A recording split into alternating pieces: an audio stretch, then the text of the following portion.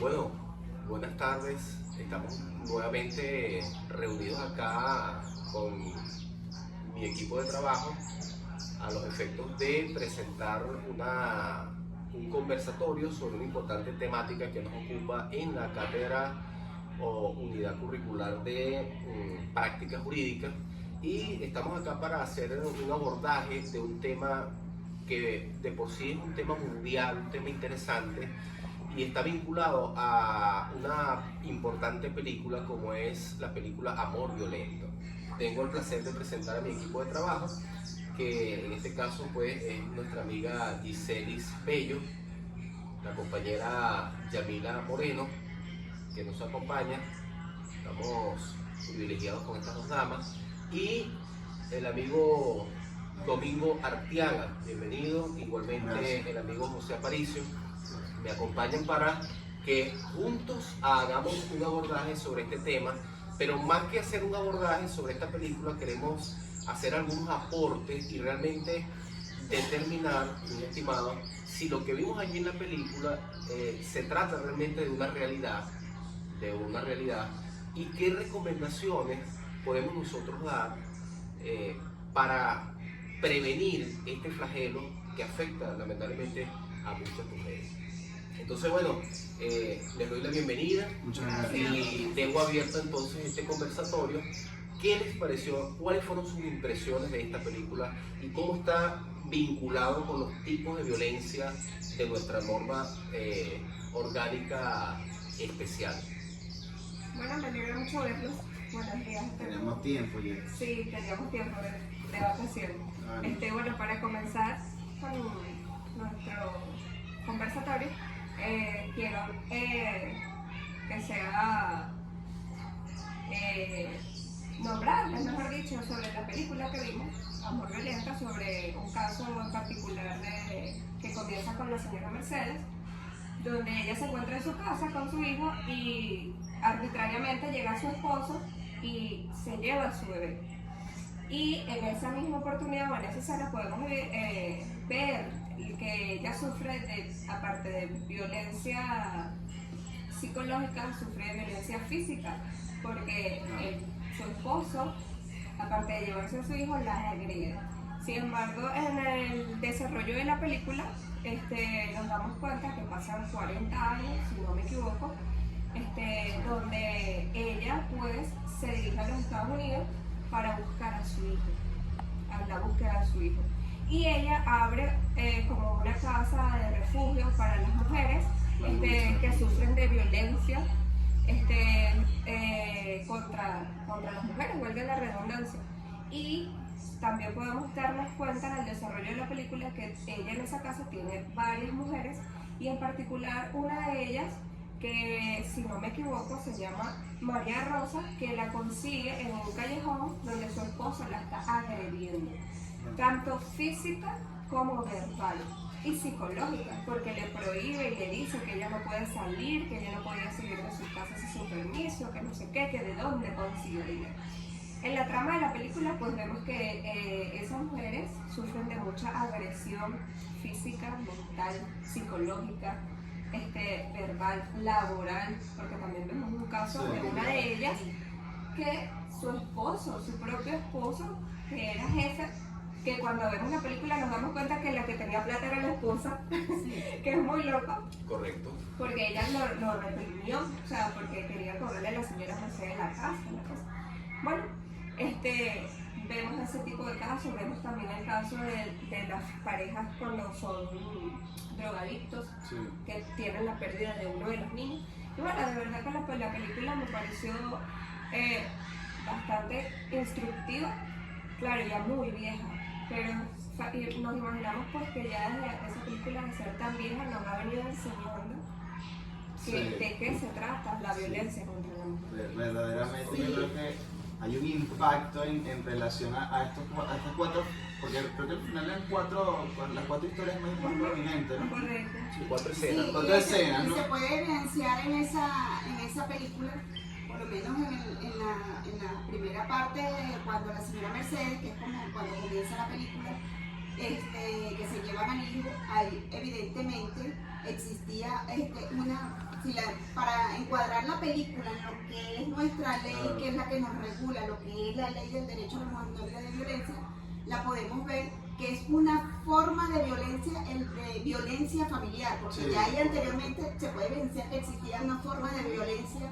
familiar. Que estipula esta ley lo que significa lo que es un tipo de violencia familiar, que es una forma de violencia, la número 5, que la tenemos estipulada en el artículo 19, que dice que toda conducta activa o omisiva, constante o no de empleo de la fuerza física o violencia psicológica, intimidación, acoso, hostigamiento, persecución, humillación, amenaza contra la mujer por parte de una persona con quien mantiene o mantuvo matrimonio, unión estable de hecho, relación afectiva como sin convivencia, ascendiente, descendiente, colateral. Y tercero, se entenderá también como violencia familiar todo acto de violencia, acciones o omisiones que afecten a la familia ascendiente y descendiente. Sí. Y entonces esta forma de violencia que la señora Mercedes sufrió allí, la podemos encuadrar con varios delitos que están estipulados en nuestra ley, que lo podemos encuadrar con el tipo de delito que nos lo especifica, creo que es el artículo 56. Una forma de delito, esto es una forma de delito, lo que es la violencia familiar. Pero encuadrarlo en qué delito, lo podemos encuadrar que esa señora sufrió violencia psicológica, sufrió acoso y hostigamiento por parte de su esposo, sufría violencia física. Que son formas de violencia. No, la forma de violencia es una forma de violencia que lo especifica la ley, es la violencia familiar. No, Pero cómo se esa forma de materializó violencia se materializa, lo podemos encuadrar fácilmente en varios delitos. Correcto. Que viene a ser el delito psicológico porque lo sufría, acoso o hostigamiento, el delito de violencia física porque esa señora sufría violencia física por parte de su esposo. Bueno, no sale si violencia sexual, pero bueno, esa forma de violencia la podemos encuadrar aquí. Y ¿quiénes? Porque a veces nosotros, y nos incluimos toditos, por omisión, también podemos, porque también la ley nos dice que por omisión también podemos. Porque muchas veces incurrimos en el gran error de que tenemos vecinos, vemos a una mujer que un hombre la está golpeando y uno dice, eso vive en eso. Al día siguiente ella está No, por la cotidianidad. Por la cotidianidad y de que la misma mujer a veces también es pasiva, se deja llevar mucho. De hecho, en la película, en el caso el segundo caso que es de María Rosa, que donde el esposo le pega con la correa, ella siempre dice que su esposo va a cambiar. Ella se resigna pues, a lo que le hace su esposo. Claro, pero eso También también ella en ese momento sintió como una manera de esperanza. Exacto. Pero su esperanza tenemos que tener claro que también hubo por parte de su esposo, que también estuvo detenido, estuvo preso. Y casi hubo un intento de homicidio, porque eso también lo lleva a un intento de Y homicidio. hay un gran error que digo yo que las mujeres no deben cometer, es pensar en que no lo hago por mis hijos. Sí. No saben el gran daño de violencia. Una de ellas cuando hay lo violencia expresaba, ¿no, familiar, Yamila? cuando hay violencia dentro de un hogar, el gran daño que se le hace a los hijos. Porque a veces los hijos aprenden ese tipo de patrones. Sí. Entonces, si tienen un hijo varón, también aprenden ese tipo de patrones. No, nunca una mujer puede decir, yo lo aguanto por mis hijos. No, las mujeres no debemos aguantar nada por nuestros hijos. Más bien debemos dejar de eso por nuestros hijos, por la salud mental. No, y el límite que existe entre la... Porque es que, ¿qué ocurre con ese tipo de pensamientos? Yo pienso que esa relación, cuando vemos ese tipo de respuestas por medio de personas que son víctimas de violencia de género, es muy común. Eso es algo que a mí, yo creo que de hecho la película, lo más impactante de la película es el hecho de cómo trabaja la continuidad y la cotidianidad de la violencia. Porque es que materializa la violencia en que la gente dice, bueno, la película para muchos es como que no, es medio lenta, pero es que la realidad es así. Porque es que la realidad es que vivimos con la mayoría, que lo dijo el programa de salud iberoamericano, dice que hay una estadística de que en Latinoamérica el 38% de las parejas, los hombres tienden a ser agresivos y tienden a recibir algún tipo a vulnerar por medio de la violencia, del acoso, del hostigamiento, de la incitación a cualquier tipo de problema a una mujer. Es decir, que esto es normal y esto se hace tan normal Que por eso es que las personas, inclusive las víctimas, se acostumbran tanto a este tipo de trato, se acostumbran tanto a este tipo de daño, que ya es costumbre para ellos el repetirse reincidentemente este pensamiento de no, es que lo va a cambiar, esto va a mejorar, pero yo sigo recibiendo golpes, pero tampoco puedo salir de eso porque ¿qué pasa? Que la mayoría, y esto obviamente ocurre en cualquier tipo de cero de estrato social, pero generalmente aquellos casos que no son contados son aquellos casos en donde existen problemas económicos, financieros y educativos, es lo primero. Entonces, ya lo que queremos es tratar que a medida de esta película, que para mí fue muy impactante y muy interesante, es que este tipo de visión que nos da este director, tratar de que él trata, siento yo, de que esto no pase a ser una familia disfuncional.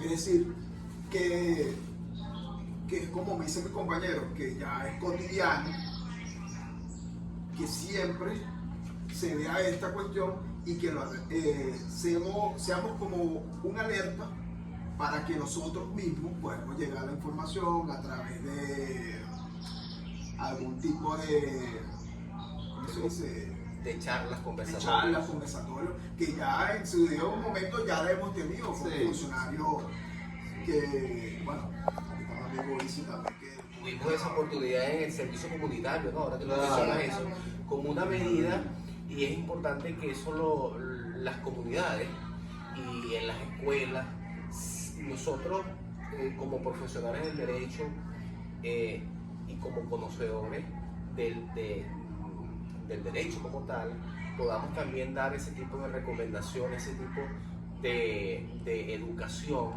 para que las familias realmente, porque muchas mujeres lamentablemente pudieran estar siendo víctimas de algo que ellos mismos no conocen. Y eso nos ocurrió cuando presentamos el servicio comunitario, la cantidad, lo positivo que fue cuando estas familias nos dijeron, oye, pero yo estoy pasando por esa situación. Porque como decía Yamila, la violencia de género es como una telaraña y se desarrolla en distintas fases, distintos aspectos, que es importante tratarlo. Ahora fíjense, yo quería comentarles algo en relación a algo que mencionó Yamila, sobre quiénes están legitimados a los efectos pues de ayudar, de poner una denuncia, de ayudar a estas personas que son víctimas. ¿Quiénes están legitimados? Porque alguien pudiera decir, no, será solamente la persona, la víctima, la que está sufriendo daño, o qué nos señala la norma para que las personas que nos observan puedan saber quiénes pueden estar legitimados a los efectos de poner una denuncia. Claro, bueno, no, evidentemente nosotros entendemos y la ley también así lo expresa porque establece que, como sabemos que la violencia de género, por más que existe, no la gente piensa que se da una individualidad ante el delito, y ciertamente así lo hacemos comúnmente, ¿no? Por el Estado.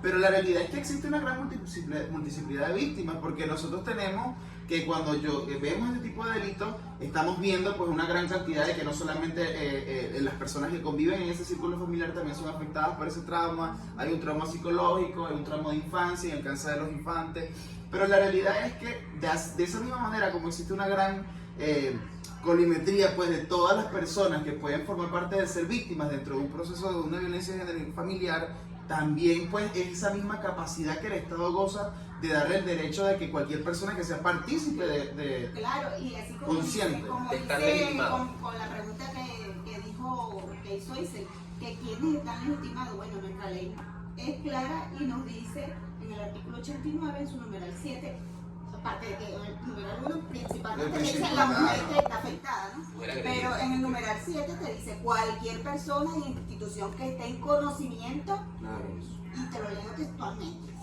Dice, cualquier otra persona o institución que tuviera conocimiento de los hechos punibles previstos en esta ley. ¿Cuáles son los hechos punibles? Si tú estás viendo que la mujer la está golpeando, o es tu vecina que se constantemente el hombre llega y tú dices, ay, no, esos locos siempre viven en eso. No, denuncia, porque después de ahí lo que puede venir es que la mate. Y entonces la gente después que la matan a una mujer víctima, literalmente diciendo víctima, que es que el hombre la asesina. Entonces, ay, eso siempre pasaba y sabíamos que en algún momento eso iba a pasar. Claro, porque no hizo nada.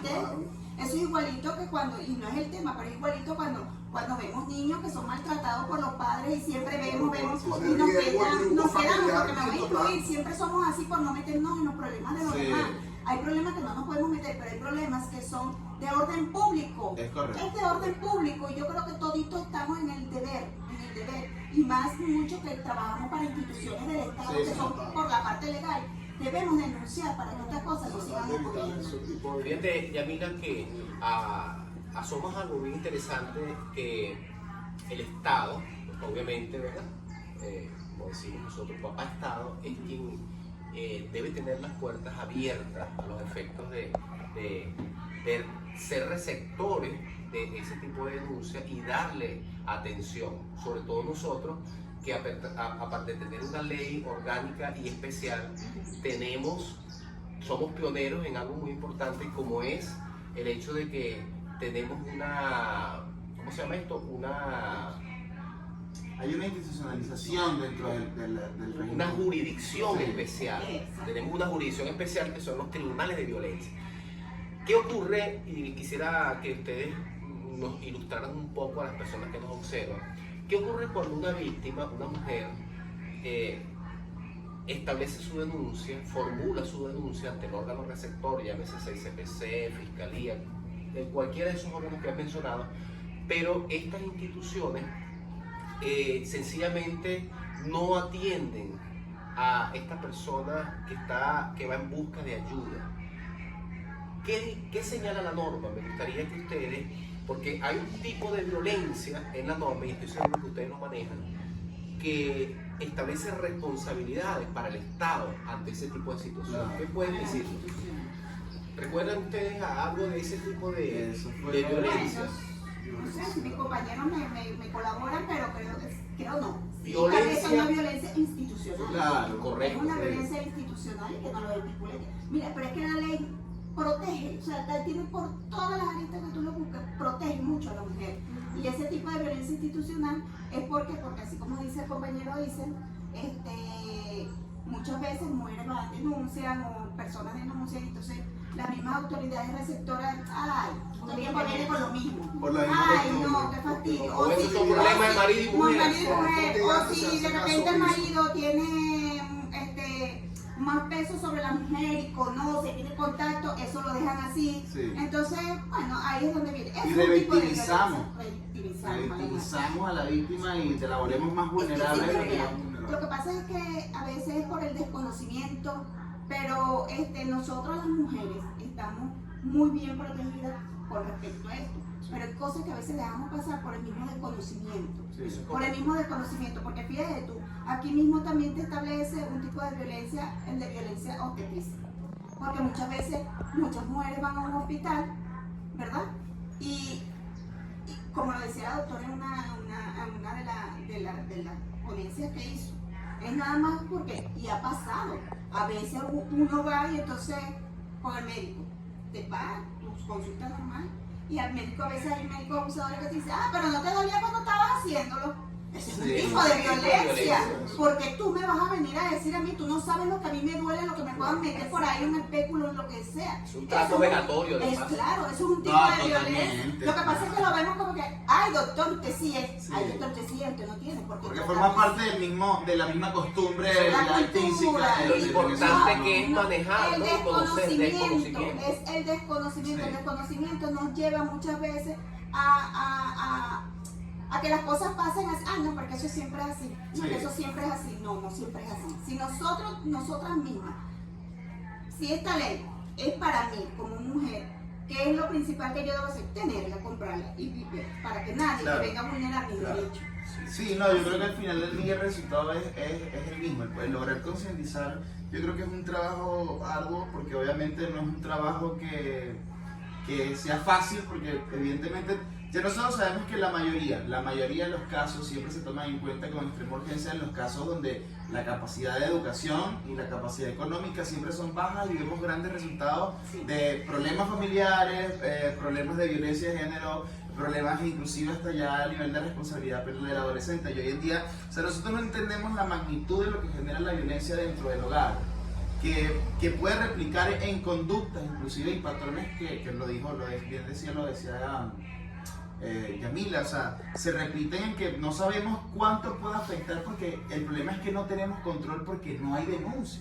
Entonces nosotros necesitamos empezar a concientizar a las mujeres o a cualquier otra persona que es necesario, porque hoy en día no, es que eso tarda mucho, sí, pero es que es necesario que tú denuncies, es necesario que, ay no, pero es que esa es la vecina, entonces uno queda como un salido, es necesario que tú denuncies, porque si no, no hay manera en que nosotros podamos tener una gran data de qué es necesario hacer. Porque mucha gente algunas veces para el Estado, ciertamente tenemos una gran evolución a nivel legal, hoy hay una sección así como hay una sección de responsabilidad penal para adolescentes y hay una sección totalmente especial para violencia de género, manejan tipologías inclusive administrativas distintas. Se han celebrado convenios internacionales. Claro, por supuesto, Yo digo pero que yo estoy de acuerdo en lo que tú mencionas, pero yo diría que ya nosotros como futuros abogados deberíamos tener ese tipo de entusiasmo, esa manera de llevar este tipo de charlas, Sí. no tanto a aquellas mujeres vulnerables, porque si tenemos que tomar en cuenta que ellas mantienen ese miedo y no lo van a manifestar Sí. como tal, que han sido violentadas. Sí, ¿Entiendes? claro. Pero Algunas requieren de ayuda profesional. que se verá este tipo de charlas en instituciones públicas, ya sea hospitales, porque también tenemos que saber que las víctimas ya han ahí Y lo agredidas. que pasa es que sí se hace, Escuelas. pero es como dice la compañera Yamila, es cuestión de cultura. no, yo De creo que saber, también, de saber que eso es un tipo de delito. Exacto. Yo creo que Saber también- que eso es un tipo de delito. también es la rutina que pasa. Muchas Porque- veces, perdón, Domingo, la misma veces de que una mujer va a dar a luz y está con plenos dolores y el médico te dice, ay, deja la gritadera, cuando lo tenías adentro no estaba Sí. gritando. Porque te lo dicen, lo dicen. Lo dice. Sí. ¿Ah? No. No sabes, porque tú tienes que ponerte en el lugar. Si esa mujer está gritando, no es por gusto, porque está ahí los dolores. Claro. Vi en estos días ayer una noticia, no me acuerdo en qué estado fue, una mujer que estaba con los dolores, la mandaron para su casa y que afuera del hospital, en la parada, botó el muchacho. Ah, no, porque le dijeron que era pura gritería de que todavía no estaba para parir. Yo creo que uno con la mujer cuando está embarazada, cuando pegue esos gritos de dolores de ya de parto, de parir, no es para pantallar ni llamar la atención. Pero para que ustedes como hombre, el médico como hombre, no sabe lo que es eso, y eso es un tipo de violencia. Pero esa pobre muchacha que parió fuera del hospital, ella no sabe que eso es un tipo de violencia, porque tienen desconocimiento. Yo creo que algunas veces también el problema no solamente es el desconocimiento, sino también la realidad de las cosas. La realidad es que el Estado, por más que sea el Estado, no va a encargarse de la circunstancia dentro del núcleo familiar. Y lo que pasa también es que muchas mujeres que son vulneradas, son víctimas y forman parte de este gran número de mujeres que son vulneradas en el caso de la violencia familiar. Y es que al día siguiente la denuncia saben que dependen de un hombre. O sea, mañana más tarde hay casos donde hay mujeres que son de escasos recursos, no tienen conocimientos, la persona que trabaja es el hombre, la casa es del hombre. Entonces, automáticamente es poner todo en una balanza y decir, ok, yo denuncio, pero yo sé que mañana puede pasar lo mismo, ¿a dónde voy yo? ¿Dónde están mis hijos? Entonces, la realidad también del por qué no existe la denuncia, también es porque hay que tratar ese cierto problemas que surgen, y esos problemas sociales, porque al final del día estos problemas, de alguna manera, nosotros creemos, ¿no? Científicamente que no existirían de eliminar de raíz los problemas sociales que vendrían siendo la falta de educación, porque todos sabemos que ante la falta de educación pasan este tipo de problemas, porque el desconocimiento es progresivo, y evidentemente pues el aspecto económico.